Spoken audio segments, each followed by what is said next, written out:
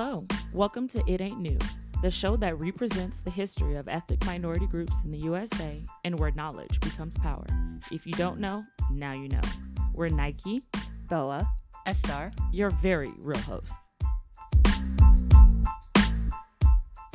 So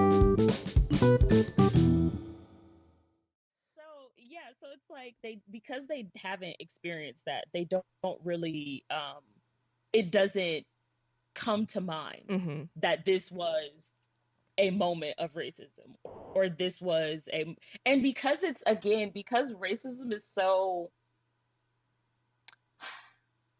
because it doesn't look good to be overtly racist. Racism now is very subtle. It's very much like, oh, was it this or was it that? I mean, think about the what was that? The Ferry Brawl. Like the Ferry Brawl from last year? Say what? Oh my goodness. It was from last year. You haven't seen that? Oh, it was so crazy. The Ferry Brawl? Where was it? It was something that happened in Ferry, like a boat. I was thinking Ferry like Wings and Tinkerbell. Like Wings and stuff. No, that would have been hilarious. Actually, I would have loved to see that. But in that moment, like a lot of people were like, it was both overt and subtle racism. Oh, I remember this now. Right. I don't remember it was both this. overt. Oh, goodness. Ferry Brawl, Alabama. Yes. Not it is ringing a a bell. That was a little loud. No bells going off. This is late 2023, like November. So basically, there's a ferry in Alabama. It's actually a pretty popular ferry. So all of these people are on the ferry, but there is a group of, and in this case, race does have to take into account. First of all, it's Alabama. Yeah. Second of all, the way that they approached the man was definitely racial. And Third of all, the language used was so racial. Yes. The way that the gentleman called his people, I'm telling you, it was so funny. The way comedians took this, I was just like, oh God, this is definitely a Black person. I'm sorry. And then on top of that, the response was also very racial. So story starts out, ferry ride. The ferry is trying to dock so that the people who were finished with their ferry ride could get off and they could pick up the other people. Right. Who are waiting on the dock to get on the ferry now. The ferry can't dock because there's a boat, another boat, just a small one, that is in the way. He was the captain. Yes, it was. Yes. He was the captain of the ferry. And this is a Black man who was the captain of the ferry. Right. Who is a kind of like middle-aged. I think they said he was like in his 50s. Maybe like 40s or 50s. I can't remember exactly how old he was, but he was definitely like middle-aged. I want to If he was older, that'd be crazy because Black don't cry. Hold on, let's see if I can find it. I don't see it, but yes, that's interesting. Black don't crack. Black don't crack, and Asian don't raisin. Don't raisin. So again, the captain gets off. He's a middle-aged Black man. He's probably more like mid-side, but probably getting into a little, like, he's definitely a bigger gentleman, but he's not like muscular, or at least not defined muscular. So he gets off. He's on the dock and he's telling this group of, they were all ages. They had some young ones, but I think the oldest was probably around the same age as him too, maybe a little older. Yeah. But it's like it's like 2 females and like 3 or 4 males. It's like a family, if I remember correctly. Yeah, it was a family, right. And the captain, again, Black man, gets off the boat, tells them, hey, you need to move your boat because, you know, this is where the ferry docks and you're in the way. Maybe because they're drunk, I don't know. Maybe, I mean, again, it's Alabama, there's other things, but I don't know exactly what made them so pissed off to begin with, but they definitely took it there. They immediately approach him, the ferry captain. That sounds weird to say, ferry captain. Not that it was the like captain, Tinkerbell. Right. The captain, and they immediately approach him with anger, like annoyance, frustration, like why who are you to tell us to where we can move our boat? You don't have the authority Uh-huh. to tell us where we can move our boat and blah blah blah. And they're literally coming to him and they basically start a fight. Right. The first punch that gets thrown is them. They basically jump him with multiple people, Mm-hmm. like they push him and all kinds of stuff, and so he, which again they said, is this the new? A lot of black comedians were like, is this the new hootie hoo? Like, is this the new call to like get the people rallied? Like, what's going on? The captain takes off his hat, throws it in the air, and basically was like, if you're gonna fight me, we gonna fight. So they start to fight, but again, it's 3 against 1. Mm-hmm. But you see background of all the videos where basically just a whole bunch of black people come out of nowhere. Like, Yeah. it's like, where did you come from? A bunch of black people get literally like come from the top of the dock to down where he was, Mm-hmm. and it becomes this huge fight that now has like 10 to 30 people now involved, where at first it was just like 5. Mm-hmm. There's a young gentleman who was, I can't remember the actual ranking, but he was like a first mate or something on the ferry. He literally jumps off the ferry into the water, swims across to get to the dock, Mm-hmm. and gets up and starts fighting too, basically to defend his captain. And then, of course, it became another joke because there's this whole thing about black people can't swim, which again is historical. Like, if you look Yeah. at it, this was another racial moment. Yeah. And they were like, why? A lot of black people were like, you telling them our secrets. They're not supposed to know that we can swim. I mean, if you're paying attention to like what's going on with like the Olympics, the fact that like now the swim teams have to figure out like, hey, how do we design swim caps for afro hair? Right. Or the fact that I think they just won some world title or something, and it was the entire swim team at Howard University. But yeah, in this brawl, they're doing all this stuff, and in the end, there's also a folding chair involved. So there was another black man who ends up grabbing a folding chair and basically defends Yep. himself. Yep. He hits somebody. And it was crazy because now it also became this thing of he hit a white woman.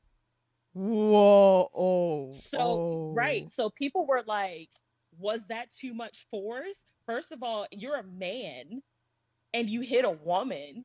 But I'm like, but y'all didn't see that both of these women were hitting these dudes before? Like, I'm sorry. If you're going to raise your hand to anybody, they have full within their rights to hit you back. Mm-hmm. If it becomes harder, I'm sorry. That you inserted yourself into that situation. Yeah. I'm just saying. Which was another thing. They kept inserting themselves into the situation without trying to diffuse their crazy people. No. Yeah, I remember seeing snippets of this when it came out, and I remember just going like, this is just oi. Right. Then now they gather all these people because the police finally come. And that was just because the police were called at some point, and obviously they do have to have time to like get there. So the police get there, and they diffuse the situation. They get all the people, and then there's people that they end up handcuffing and taking to jail. When it comes to the like trials and the charges and everything, all of the people who should have been charged were charged, even though they took in both the black and white folks. Okay. All of the people who should have been charged were charged. Okay. The charges were dropped for against the black man who hit the white woman with the chair. It was dropped for him. It was dropped. Yeah. It was dropped. Yeah. Okay. Right. Because again, that was self-defense. Right, because people were not looking at the fact that she actually shoved him first. And she didn't just it wasn't like a pat. She shoved him with force. Yeah. Yes. She shoved him with force. And then they were like, people were trying to say, oh, she was scared. And I'm like, well, yeah, anybody would be scared in that situation. You can't just say that you were scared. Like, also, I really hate it when women are like, I get tapping into your femininity, but don't weaponize it and be like, oh, well, I only did this because I was scared of, this other person, specifically like this black man that Right. Don't I weaponize attacked first. incompetence. Right. Don't weaponize incompetence and don't weaponize weakness, because no. It's not cute. It's not cute. It's not cute. It really isn't. And so, and then of course the other funny thing about that was that the folding chair was actually invented by a black man. so people were like, a little black history for you. I was like, the elements of black history in this one. And then when you first mentioned that he hit a white woman, I was like, oh my gosh. That is like... And that's why everyone was kind of like afraid for him, because they're like, oh shoot. The racial element was already there. Mm-hmm. People tried not to mention it. Okay. But it was obvious that it had to be like that there was race involved, because one, the gentleman, the captain, was literally wearing a uniform, and I believe his cap said captain. So it's like he's literally wearing the uniform of a captain. You see this giant ferry trying to dock, and you're in the way. No other boats are there. It wasn't like other boats were there and you were the only ones being targeted. So it was like the whole situation was unnecessary. And then, of course, because it's Alabama, they kind of brought into race. Like we said earlier, weaponized incompetence. They couldn't read. Clearly. And apparently there were signs too. So I'm not like, it was an interesting case. Yeah. But yeah, I think even, again, these are sides going back into our actual conversation. It's because it's needed. Now, when you look at, first of all, when you sent me that, hey, let's talk about this, I saw an ad on YouTube for Disney Plus. Apparently there's, I don't know if it's a film or if it's a documentary that's supposed to be on Malcolm X and Martin Luther King. On Disney Plus? I do recall seeing this. On Disney Plus. I do recall seeing this. I do not remember if it was Disney Plus or if it was Netflix, because I know Netflix has been pumping out documentaries on both characters. They have. And I actually do like the Netflix documentaries on yeah, they're good. I've seen the ones on Malcolm X, and I'm like, oh, this is exactly what we've been asking for. Yeah. So this is something that's going to come up later, but my understanding of Malcolm X is so, like, if we're just saying, oh, hey, we studied Dr. King, and my understanding of Dr. King is already that narrow, that little bit. Malcolm X is even smaller. But Netflix plays a part in my understanding of, or my current understanding of, a very complicated character. Yes, sorry, I just looked up right here. It is a. I think it's actually a film. I don't think it's a documentary. Yes, it's a movie. It's not a documentary. It's a biopic. It's a biopic. And I'm looking at the cast. They were talking about how there's an actual scene where the two characters meet. Dr. King and Malcolm X meet, and like that was the one time in real life where they met. Yes.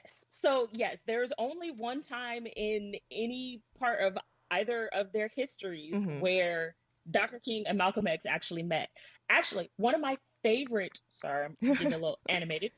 One of my favorite scenes for anyone who has ever watched A Different World. I grew up on A Different World. I love A Different World. I need to get my Hillman College t-shirt because I absolutely adore it. There is a scene in, I want to say it was the 90s for A Different World. Yeah, because this was when Jada Pinkett was on there. Sorry. Again, that's a whole other thing. We're not talking about her.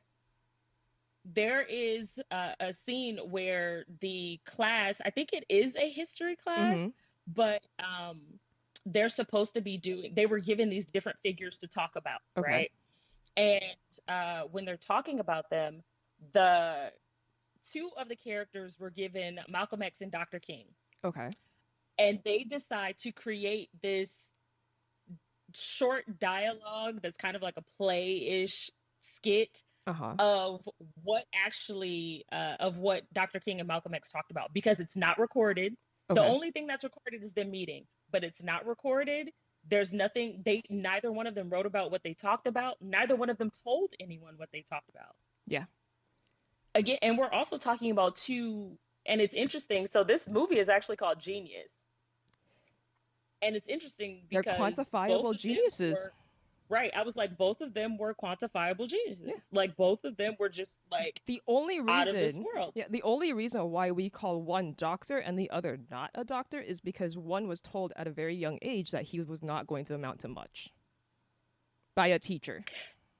And yeah, so one actually pursued formal education, And the other one pursued not formal education, but he right? still pursued education. He Right? lived a very colorful life. I was like, whoa, this man. Uh-huh. Uh-huh. And we're talking about privilege earlier when we're talking about how, like, for some people, race doesn't necessarily, it's not like a forefront of their mind thing. Mm-hmm. I want to say, I feel like for Dr. King, yes, we know that later on in his life, like, he was, he's advocating for civil rights, right? But he also does come from a slightly more privileged background than Malcolm X, because Malcolm X comes from the family where, like, dad died at a very young age for him. Mom had to give up the Mm-hmm. kids to the foster system, which we all know in this country is not amazing. Far cry from amazing. Trash. And then, It's so like, sad. yeah, but Dr. King comes from the family that, there's a united family front. Dad is a pastor. Mm-hmm. Sisters are allowed to go to school and are educated. He goes to college with his older sister. Yep. So he has all of that going for him. But again, if Malcolm X had the same background, they would have been just as he easily could have been a doctor. Mm-hmm. That's just what it is. But that's an aside for now. We so in our whole discussion right now, we talked about, kind of recapping it. We talked about how people perceive black, Right. and how people perceive, is it believable that a black man can own a sports team or can own a dang boat and be the captain of one? Mm-hmm. Right. So this was, we're talking about that, but at the same time, like, this also ties back into what Dr. King was talking about in his speech. Like, if you don't have safety for black men and women while you're working, how are you going to have it when you're traveling? How are you going to have it at the Right. safety of your own homes in your neighborhoods, where the funding is diminishing just because, oh, it's getting more gentrified? And what do you mean by it's getting more gentrified, or it's getting de-gentrified, right? And that gets a little bit tricky, because I feel like a lot of people want to just say, oh, gentrification is just more money coming in. But Right. who's bringing in the money? And why is there now need for gentrification? See, this is what a lot of people don't know. I grew up in an area of Los Angeles called Mm-hmm. Watts. I'm Mm-hmm. gonna claim Watts to the day I die because a lot of people forget that it's even there. Like Compton has had its like kind of like I don't Uh-huh. know, revamping per People are like, se. let's go to Watts, Compton. right. Watts, not so much. But Watts, especially the Watts Willowbrook area, Watts Willowbrook was a very affluent neighborhood. Mm-hmm. Um, then around the 60s or 68, there's a very famous, which a lot of people don't know, but there was a very famous riot that happened particularly between Jews and Black folks, Mm-hmm. which is also interesting because Jews and Black Americans also have a history that Mm-hmm. doesn't get talked about. And one of the reasons, I'll have to like let people know this, but one of the reasons why I use Black is because there's still not a term that encompasses what would kind of sort of be an Afro thing, Mm-hmm. and it doesn't include, or when you almost like when you mention African American, and this is why I've always had a weird issue with that. When you mention African American, Um, it doesn't include like Afro Native Americans who are not or it doesn't include Aborigines. Like that's where Yeah. it gets weird. So and I'm not just talking about Aborigines in like Australia and things like that. Like But First and it doesn't Nations include and Negritos. Yeah, it doesn't include indigenous Negritos people. in Asia. Yeah, like it doesn't include a lot of Yeah. indigenous people that would be on the darker end and probably are related to Moors than like anything. So yeah, that's just an aside Mhm. of why I say black more than Right. anything. I wish there was a different term. Maybe we'll have to coin a different term. We'll see. But yeah, so they don't talk a lot about the Jewish black connections. But yeah, Yeah. Watts has this riot in 98 uh that pushes the Jews further out. Mainly they move out. Then Mm-hmm. you also have, because of the GI Bill, Right. which again a lot of people don't know. And then of course, uh, there's this push in America to tell Blacks, Asians, and those of Hispanic or Latin origin. Mm-hmm. We're saying ethnic origin, not necessarily origin, because obviously these people were American, Right. but uh, of these different origins to join the military, because now we have what's coming up. We have, well, we just had World War II, then, and they didn't give the soldiers what they were supposed to get from there. Mm-hmm. Then we go to the Korean War, and they still don't give the soldiers what they were supposed to get from there. Uh-huh. And then now we're going into Vietnam. Well, Vietnam, Cuba, all of those are kind of like mixed up All together the in time proxy period. wars are back to back to back, basically. Exactly. So, but since they're pushing them to go into these into the military, Uh-huh. they're also supposed to be promising them citizenship. Right. How are you going to promise a citizen citizenship? By the way, this is still going on today in the Right. current military. So I think there's a false belief that if you are a DACA recipient, if you join the military, that you automatically become a citizen. Right. You need to file paperwork. You need to pursue that. Don't just assume that the Exactly. government knows and they're going to take care of you. Exactly. So they're telling them, hey, now we're going to give you guys housing, we're going to give you guys education, we're going to give you guys these things. To be honest, if you're in the military, I say go all for it. Take everything. Thank you all for listening to It Ain't New, where if you don't know, now you know. We're Nike. Bella. A-star. Please show us some love on Spotify by leaving us a rating or a review, and join our Patreon so we can grow and continue to give you all wonderful content.